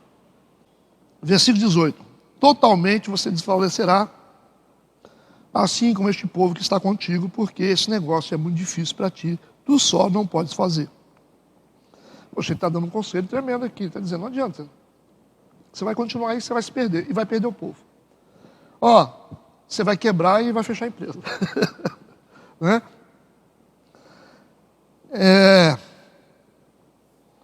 O povo, assim como o juiz, ficariam cansados, inquietos, né? O povo ficava esperando, ia ficar muito tempo esperando ali, a demora do julgamento, na fila, e aí eles iam fazer o julgamento com as suas próprias mãos. É isso que acontecia, né? Acha que o cara ia ficar esperando? Ele vai resolver do jeito dele. E ao mesmo tempo, o juiz ia ficar cansado. O Jato falou, isso não vai dar certo. Você vai ter que tomar uma posição, você vai ter que mudar esse sistema seu aí. Isso aqui é bom para pastor, né? Versículo 19. Ouve agora a minha voz e eu te aconselharei. Ele vai dar conselho, tá? Olha o papel do Jetro. Jetro é esperto. Eu vou te dar um conselho. E Deus será contigo. Sê tu pelo povo diante de Deus e leva tu as causas a Deus. Quando ele diz, eu te aconselharei e Deus será contigo, ele está falando algo muito importante. O Jetro começa ensinando aqui para Moisés a função do legislador e a função do juiz. Ele falou assim, eu vou te aconselhar, mas quem vai julgar vai ser Deus. Quem vai dar o ponto final nessa história é Deus. Eu só estou aqui para te aconselhar. Estou falando que você tem que fazer. Você vai lá e confirma com Deus, você vai ver. Deus vai aprovar. Você entendeu como é que ele está ensinando para ele? Poxa, aí é tremendo isso aqui, porque ele está ensinando com a função do juiz e com a função do cara que está legislando ali. É diferente. Isso para nós é muito importante. Que alguém, numa instância superior, tem que dar o aval. Vamos seguir. Versículo 20.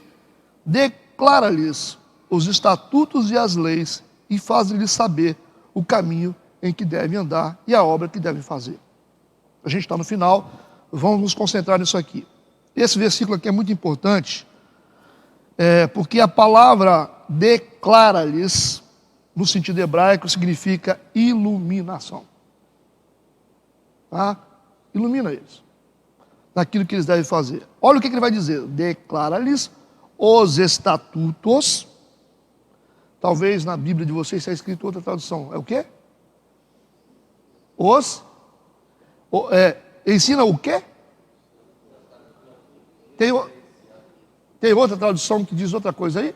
Os decretos. Os decretos, isso aí. Declara-lhes os decretos, os estatutos e as leis. Outra coisa.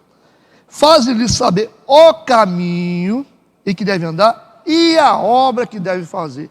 Rapaz, ele deu um show aqui. Ele deu um show. Por quê?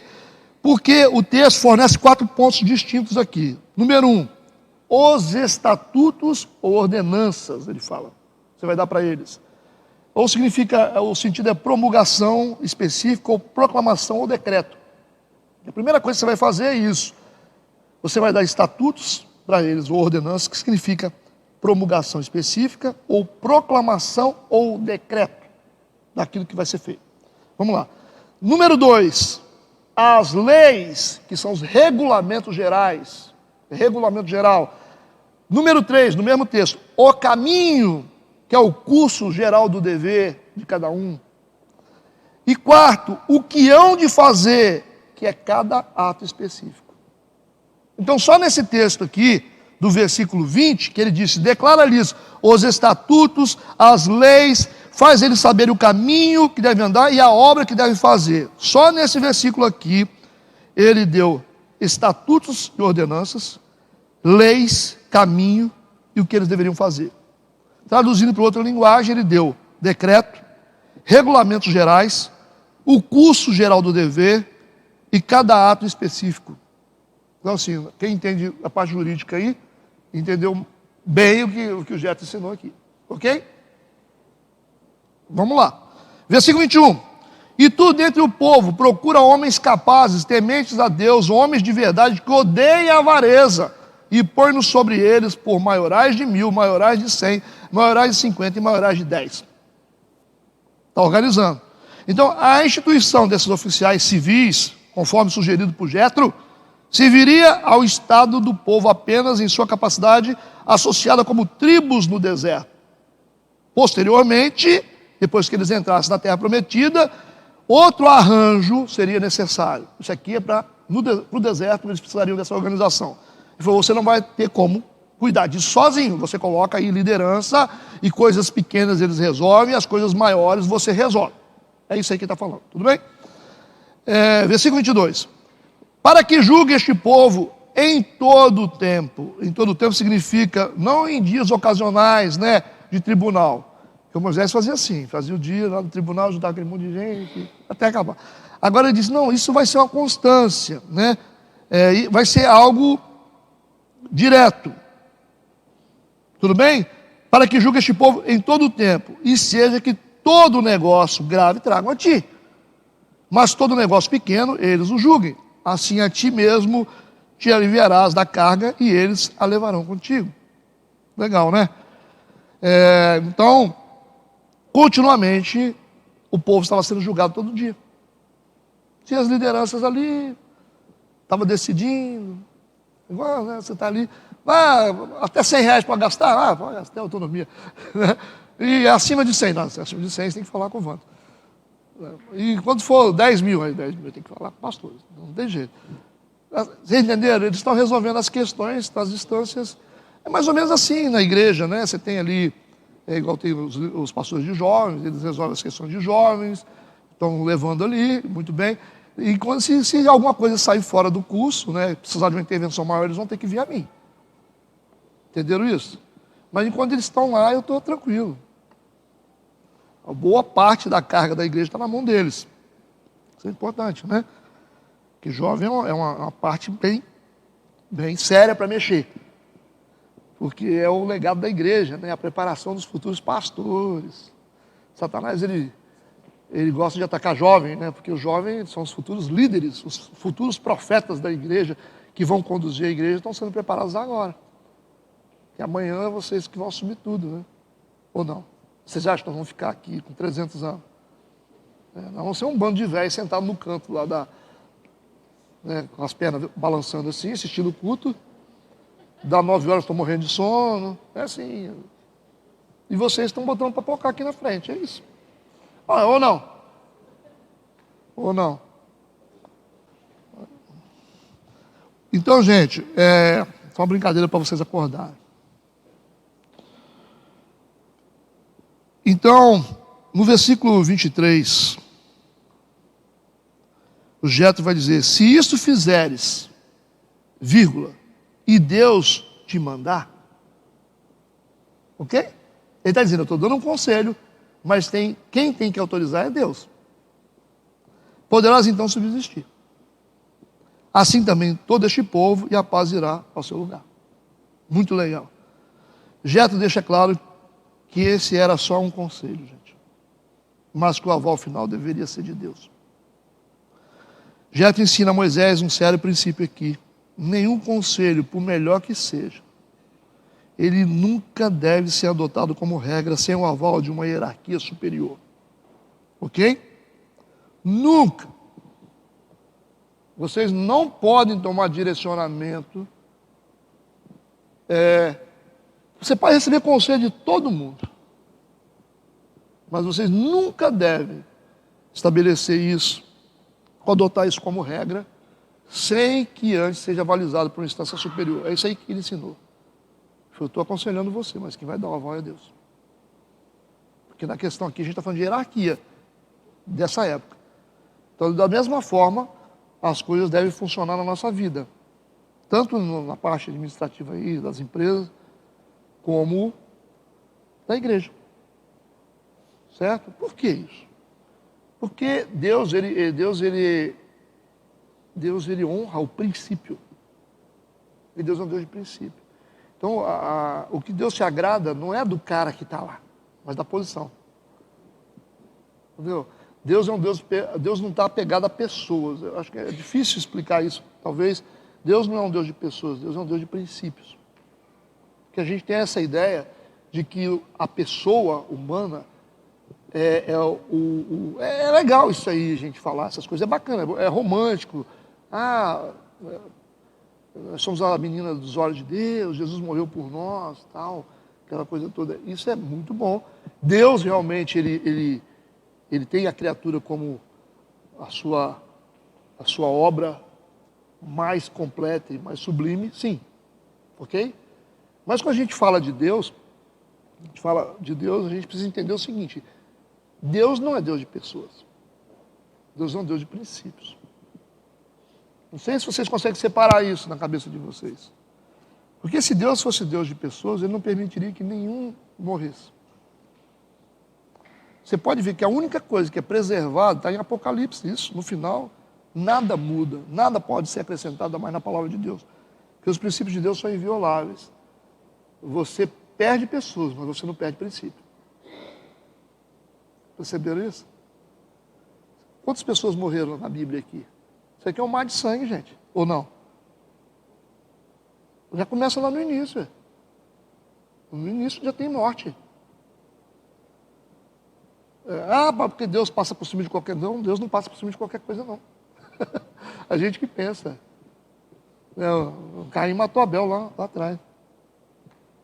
Logo isso, né? E aí você vê só sangue. Sangue. Aí o cordeiro lá é morto lá para poder... para cobrir a nudez de Adão e Eva, e vai embora. Vai lendo a Bíblia, vai ler 1º e 2º Reis, é um mar de sangue. A Bíblia fala em 500 mil pessoas mortas numa guerra. A Bíblia fala que os amalequitas foram destruídos, todos os amalequitas, até os filhos foram mortos, o gado, tudo. Os heveus foram sumidos da face da terra, não ficou nada, nem criança no vento ficou. Como isso? Os filisteus. Que Deus é esse que faz um mar de sangue desse? Entenderam? Por que 3.000 pessoas morreram na rebelião? Lá na rebelião de Coré, lá no deserto. 3.000 pessoas foram abatidas ali. O que é isso? O que a gente está lidando com o quê? Eu quero que vocês entendam isso a nível de estudante de Bíblia. Não estou dizendo que Deus não ama a pessoa. Por favor, porque que o sangue de Jesus cubra vocês. Daqui a pouco vocês vão sair daqui falando que Deus não gosta de gente. Pelo amor de Deus, hein? Isso pode ser uma brecha, né? Mas Deus é um Deus de princípios. Você pode ver que quando Davi errou, e chorou. Se jogou a coroa no chão, né? Cobriu a cabeça de terra, para ver se tinha como mudar, mas não mudou, não. Então a gente precisa entender isso. Deus é um Deus de princípios. Você pode quebrar qualquer coisa na Bíblia. Você vai quebrar aqui gente morrendo, nações caindo, a palavra dele não muda, não. Então a gente precisa entender que Deus está protegendo, não é pessoa, está protegendo princípio. Você está falando assim, mas o fulano, o seu João lá, está na posição de líder lá, o Guerino está na posição de prefeito da cidade. Deus não está nem aí para Guerino, Deus está aí pelo princípio. Deus protege a posição. Você vê que o Império Romano foi um inferno para o povo de Deus. Nas cartas de Pedro, Deus fala, honrai as autoridades instituídas. Não está falando de igreja, está falando do povo, do imperador romano. Está falando sobre o governo romano, ele estava dizendo, porque isso agrada ao Senhor. Pedro falando. Então não se levante contra eles. Eles estão lá pela minha permissão. Não pela minha vontade, mas pela minha permissão. Alguma coisa aconteceu no plano físico e espiritual que legalizou eles lá. Então não se levante contra isso. Então não é que Deus está protegendo pessoas, está protegendo a posição. Ele está protegendo a cadeira. ao pai lá. Por que você fala assim, o pai é bêbado e não sei o quê, não merece? É lógico. Você acha que Deus gosta de bêbado? O cara fica mamando? Deus está protegendo a posição de pai. Entendeu isso? Porque ele é pai. E a posição para Deus é sagrada. Ele não está aí porque o cara bebeu, fumou maconha, porque não sei o quê. Aí o cara fala, não, eu vou matar meu pai, porque meu pai fez isso comigo. Você não vai poder fazer isso. Porque para Deus é a posição, que você está atacando a posição dele como pai, como autoridade. Por isso que a gente, os nossos pais, a gente tem que honrar os pais, não é porque eles são perfeitos, é por causa da posição deles. Não é porque são bonzinhos, não é. Se fosse por causa deles, eu não estava mandando se proteger, não é. Pastor, mesma coisa. A posição do pastor. Não é questão, porque a posição é sagrada. Pastor, aquele cara é chato. A posição do cara vai fazer o quê? Deus colocou ele lá. Pastor, mas tem gente que vai para lá sem Deus deixar? Não, Deus que permite. Mas como que Deus permite isso? Que um homem injusto esteja na posição de liderança? Eu expliquei para vocês, com base na índole espiritual do povo. O que muda liderança não é a eleição. Você vota? Vota. Não é isso que faz liderança. Faz liderança é índole espiritual. Cada um tem o governo que merece. Por que hoje nós temos no governo pessoas e pessoas? Governo humano. É o caráter do Brasil. O caráter do Brasil, espiritual. A Bíblia diz, o meu povo que se chama pelo meu nome. Né? Então, nós temos o que nós merecemos. Nós temos os pastores que nós merecemos. Cada autoridade está sobre você com base na sua integridade espiritual. Ok? Se vocês começarem a crescer espiritualmente, muito, além da minha integridade, porque tem gente que cresce mesmo. Deus muda. Tira vocês daqui e bota debaixo da autoridade de outra liderança. Então, vocês que estavam em uma igreja, em outras igrejas, o que aconteceu com vocês? Vocês teve um tempo, vocês começaram a orar. Vocês começaram a tomar posição espiritual. Quando Deus percebeu que vocês começaram a buscar Ele e ter fome de algo, Ele muda a autoridade. Ele te bota debaixo de outra mentoria. Entendeu? Se você se desqualifica espiritualmente, começa a enfraquecer espiritualmente, o que vai? Deus bota um governo sobre você ruim. O pessoal que está lá nas igrejas, exploradores, você acha que esse pessoal, eles são inocentes? Você fala, o pastor rouba de todo mundo lá, pega dinheiro de todo mundo. Você acha que esse povo, por que estão lá? Por que eles estão lá? Por causa da índole deles, eles gostam daquilo. Eles gostam de ser roubados, eles gostam de ser enganados. Porque quem não gosta de ser enganado e roubado não fica debaixo de uma autoridade dessa, fica? Então, quando você começa, você pode perceber, se você começa a mudar a sua estação espiritual, vai mudar o governo sobre você. Porque é assim que Deus muda a gente, através de mentoria, novas mentorias. Se vocês começarem a entrar numa instância superior de espiritualidade, se a autoridade da igreja metodista não for suficiente, Deus leva vocês para outro nível de mentoria. Depende da busca. Vocês são meninos, vocês estão no pré. A professoria está lá, ensinando. Aí você começa a crescer, você vai mudando o professor. Ou vai diminuindo, né? Assim você fala, poxa, rapaz, o cara me rouba meu dinheiro, o cara fica contando mentira lá, não fala assim comigo. E quantos anos você está lá? 10 anos que eu estou lá, mas como assim? O pastor te rouba, conta mentira, inventa moto, e você está lá, não, porque eu estou... Ué, como assim? Você está lá, tem 10 anos, 15, já viu gente reclamando da própria igreja? Você vai lá ver o cara, chega perto de você e fala assim, que é a minha igreja, o meu pastor, não sei o quê. Você está fazendo o que lá, irmão? Você não é obrigado a ficar lá, não. Quem inventou isso aqui fomos nós, Deus não inventou isso aqui, não. Jesus falou, vinde a mim, não mandou a gente ir atrás de um homem, não. O púlpito aqui fomos nós que inventamos. Jesus mandou a gente ir às pessoas. Agora esse negócio fechado aqui, nós que criamos isso aqui. Porque o templo que tinha foi destruído, né? Eu não habito mais em templos feitos por mãos humanas. Habita na gente. Isso aqui é só uma questão social, esse quadrado aqui, ó. Então, o Espírito está aqui dentro da gente. Certo? A gente não tem essa, que, venha. Isso não tem. A gente tem que ir. Ide por todo mundo pregar o evangelho. A gente acha que é mais confortável chamar todo mundo para vir, né? Aí fica todo mundo... Isso aqui é tudo inventado por nós. Placa de igreja, metodista, batista, presbiteriana. Isso é tudo nós que criamos isso aí. Isso é invenção nossa. Então isso é uma coisa totalmente inconsistente, placa e tal. A gente reúne até debaixo de árvore, se for preciso. Ah, roubaram a igreja, acabaram com a igreja, nós vamos para debaixo da árvore, nós somos assim. Prega lá, igual os caras faziam antigamente. Então a gente tem que entender as coisas. Não adianta a gente reclamar, a gente tem que ir para Deus, falar, Deus, estou infeliz aqui, então vou te dar um governo sobre a sua vida, eu vou te colocar, a Bíblia diz isso, eu colocarei pastores que te pastorei, com inteligência. Não está na Bíblia isso? Ah, mas aí você... Certo? Se vocês quiserem um cara melhor que eu, né, que tem muitos, só vocês começar a orar mais, buscar mais, santificar mais, Deus bota os caras num nível elevado, né? Que eu tenho muita coisa para aprender também. Ou vocês acham que não? Você pega, de vez em quando, você traz um Morales da vida aqui, você tem que sentar no banco da escola com o Morales. E quando o Morales vem, eu sento. O Bispo Pinaldo vem, vier aqui, eu tenho que sentar para ouvir, porque o cara entende de Bíblia, assim, como é que faz? Então, é isso aí que eu estou dizendo para vocês. Então, a gente precisa entender princípio. Deus é um Deus de princípio, Deus não é Deus de pessoas. A coisa mais importante para Deus é a ordem, a organização. A ambição santa de Deus é a ordem.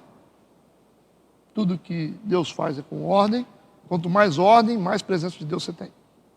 Tudo é assim. Tudo que Deus faz é com muita organização.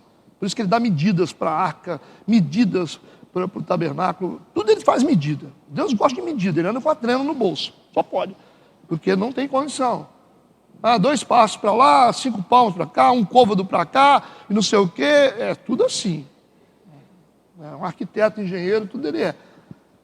Estou conjecturando só. Daqui a pouco vamos falar que Deus tem uma trena no bolso mesmo. Então Deus é Deus de princípios e você não ficará impune se você achar que é diferente disso. Sabe que você é bonzinho? Eu sou tão bonzinho, sou tão fofinho, eu uso roupa de crente. Isso que acontecia. A gente tem um exemplo trágico na Bíblia, que eu gosto muito de citar esse exemplo, né, porque ele é meio... Tinha que ser uma cena de cinema, né, quando Deus mandou Saul matar o rei Agag, dizimar todo o povo dele. E aí ele vai lá, protege lá os animais, né? Que era tudo oferecido, era tudo... Deus falou, acaba com tudo, não quero ver nada aqui. Aí o Samuel era um grande profeta, né? Quando o profeta chegava na nação assim, o pessoal tremia, né? Aí quando Samuel chegou, o pessoal ficou assim, meu Deus, o que aconteceu? Samuel chegou aí. Samuel deve ter chegado com a mãozinha para trás assim, né? Andando perto da galera. Aí Samuel falou assim, Saul, você fez o que Deus mandou? Aí, eu fiz. Você matou todo mundo aí? Ele falou assim, matou os animais? E por que eu estou ouvindo aqui um barulho de... Tem uns bichos berrando aqui. Lembra disso na Bíblia? Um balido de ovelhas. Os ovelhas estavam... Ele falou assim, tem um trem errado aqui. Você imagina a ironia do Samuel? Se você matou os animais deles, por que eu estou ouvindo aqui um balidozinho esse barulhinho aqui de ovelha berrando? Ele falou, não, é porque eu fiz o seguinte, eu separei para Deus os melhores animais, né? E eu peguei o rei Agag, aí o Agag veio todo feliz, né? Todo feliz, ela vai me poupar, né? Opa, agora eu estou salvo, né? Aí veio o Agag todo amarrado lá, né? Colocou diante do Samuel, Samuel falou assim, você sabia que para Deus é mais importante obedecer do que sacrificar? Aí ele ficou aquele clima, né? Ele falou, vou te ensinar como é que a gente obedece a Deus. Aí pegou a espada do soldado. Olha, você imagina, Samuel, profeta, pegou a espada do soldado. O que a Bíblia falou que ele fez com Agag? Despedaçou Agag. Ele picou ele em vários pedacinhos, assim, no meio de todo mundo. Tinha criança em volta, todo mundo vendo. O Oriente é desse jeito, meu filho. Aí ele falou assim, aí o que Samuel fez? Ele despedaçou Agag no meio de todo mundo, deixou ele lá todo partido lá no meio, jogou a espada lá e você falou assim que se obedece a Deus. E saiu, foi embora. A gente não gosta de ler essas coisas na Bíblia, né? A desobediência de Saul foi essa daí. Que Deus, para Deus, o mais importante é obedecer do que sacrificar. Não adianta você fazer sacrifício, você fica aí subindo montanha, hora, isso tudo é bom. É fazer jejum, pastor. Você não obedece coisa básica. Deus fala assim, honra pai e mãe, você não honra. Não adianta jejuar. Ah, você não protege a sua esposa, você não honra a sua esposa como um vaso mais frágil, e você fica aí no monte aí orando 3 dias. O que adianta? O problema de igreja é isso, a gente gosta muito de sacrifício. A gente adora sacrifício. Eu fiz um jejum, pastor. Tem 2 dias que eu não como. Você é besta, você devia ter comido. Porque é muito melhor você honrar a sua esposa, honrar os seus filhos, honrar o seu pai e sua mãe, honrar a autoridade instituída, do que você ficar 2 dias sem comer. Isso é muito mais poderoso, meu amigo. A unidade é muito mais poderosa do que qualquer sacrifício. Se você considerar o seu irmão como seu irmão, você está entendendo? Ter unidade com o próximo, isso é que dá poder para a vida das pessoas. E a galera fica todo mundo, não, porque eu estou com sacrifício, vou subir de joelho a escada da Nossa Senhora, não sei de quê, aí eu vou jejuar 3 dias, estou só na água, está só na água, e dando tapa na orelha da mulher. O que vale isso aí? Isso é sacrifício de tolo. Aí você chega atrasado no seu trabalho, que crente é esse? Rapaz, quando esses caras começam, bicho, por isso que eu falo a verdade, eu vou acabar sendo expulso do sistema. Não tem condição. É um bando de gente que adora ficar atrás de coisa. Porque não sei o quê, porque eu oro em língua. Não tem adianta orar em língua. Que adianta orar em língua? Você não respeita a coisa básica. Chega atrasado no serviço, você não respeita patrão, você dá calote, você dá cheque sem fundo para os outros. Você está no inferno, você não percebeu ainda não? Você pode ir para a cruz se você quiser, que você não vai resolver a sua vida. Esse é o problema de igreja. A gente coa um mosquito e engole um camelo. Nós somos assim. E a igreja aceita. Uns caras violentos, desonrosos, enrolados, nó cego, mentiroso. Mas não, porque ele jejua muito, ele ora muito, ele prega bem. Prega bem, rapaz. Prega bem. O melhor pregador que existe no mundo é Satanás, rapaz. O melhor pregador é Satanás, que ele conseguiu convencer 1/3 dos anjos. Quem é que consegue? Que culto é esse que ele fez no céu, que ele conseguiu tirar 1/3 dos anjos da presença de Deus em rebelião? Tem pregador melhor que esse?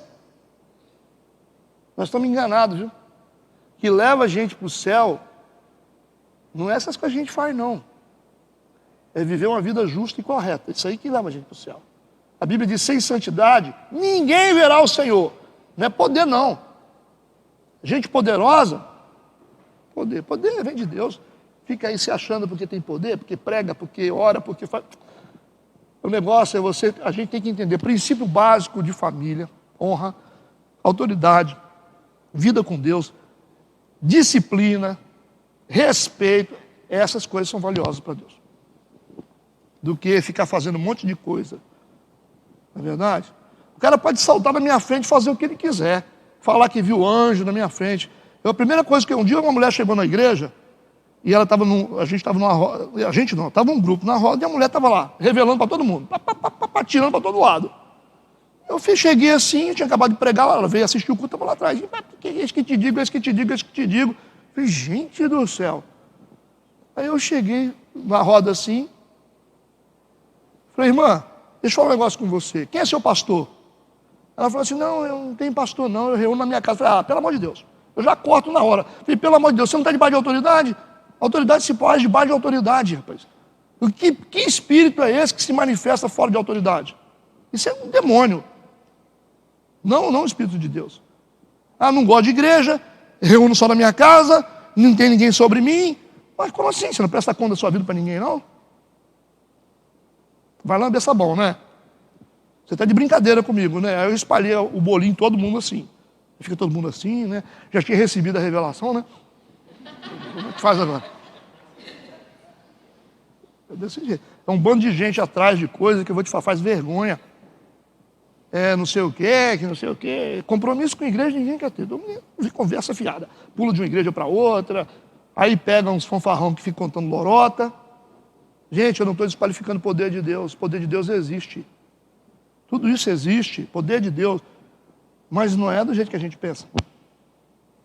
Não é do jeito que a gente pensa. Senão vira bagunça, né?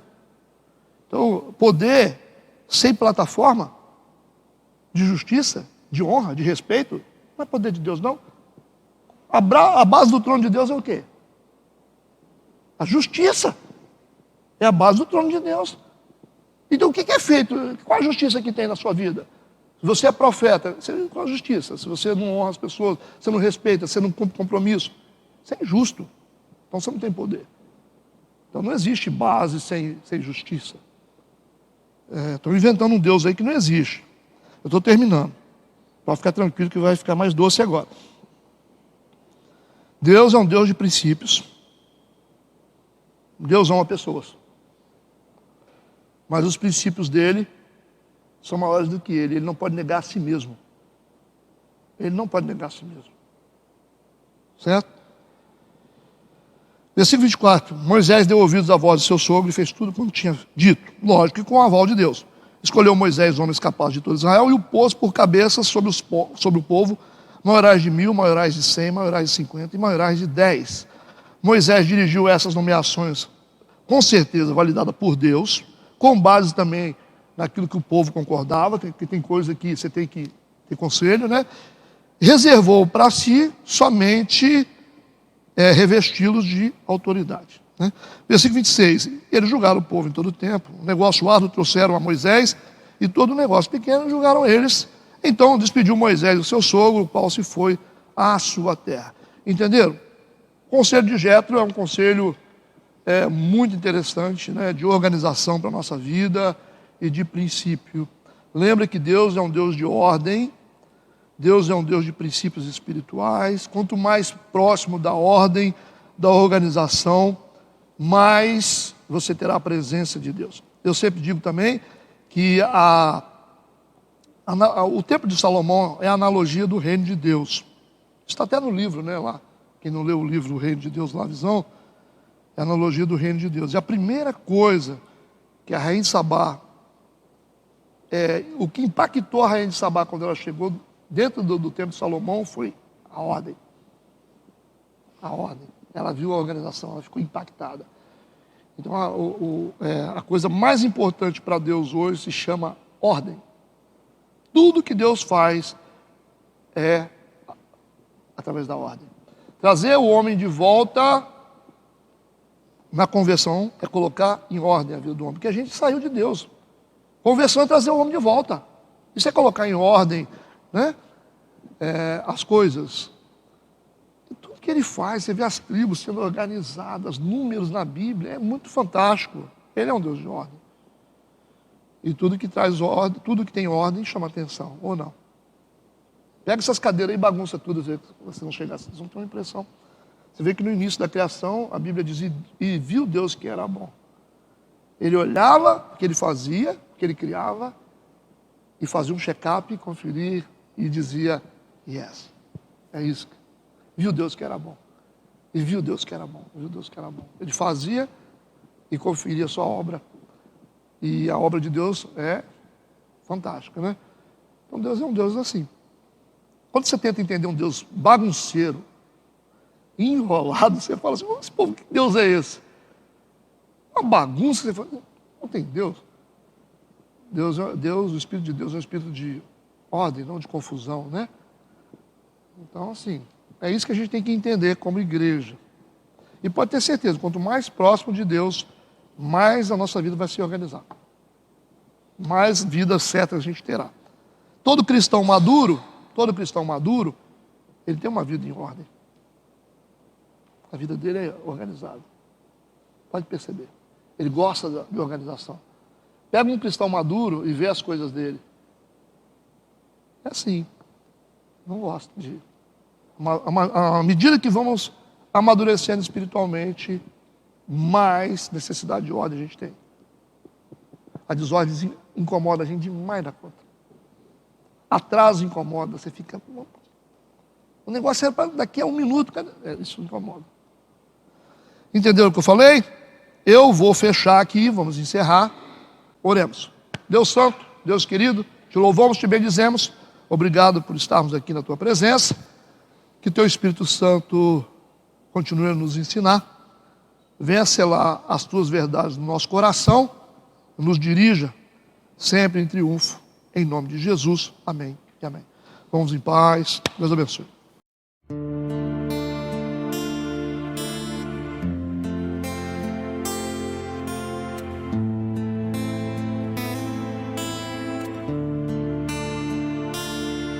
Shema Israel Adonai Eloheinu Adonai Echad.